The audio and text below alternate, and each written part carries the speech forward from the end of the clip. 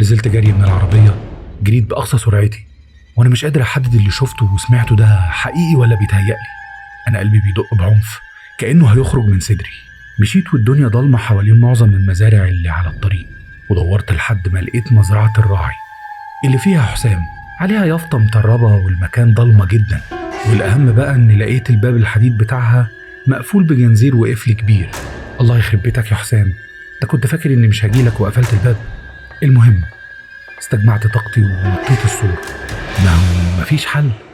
انا سبت التليفون في العربية لما جريت، دخلت جنينة المزرعة والدنيا ضلمة رهيبة، يا دوبك اقدر اشوف تحت رجلي. بس اللي خلاني اتجمدت في مكاني ان سمعت صوت خطوات ورايا من وسط الشجر، بس مش شايف اي حد.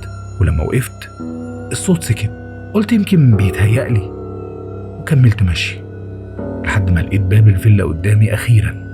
بيني وبينه مسافة مش كبيرة قوي، وفجأة ايه ده استحالة يكون كلب ابدا، ده حاجة شبه الكلب بس حجمها حجم الدب، ولونه احمر، او هو غرقان في دم، واسنانه رهيبة وعينه حمرة زي النار وبيستعد عشان يهجم عليا.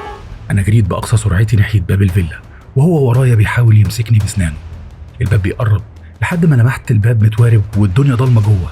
نطيت بكل قوتي ناحية الباب واتزحلقت على الأرض، خبطت في الكراسي اللي موجودة، والمصيبة إن الباب كان لسه مفتوح والكائن ده هيدخل يقطعني بسنانه. طلعت المسدس بتاعي وضربته 3 طلقات، اترمى لورا بس قام تاني.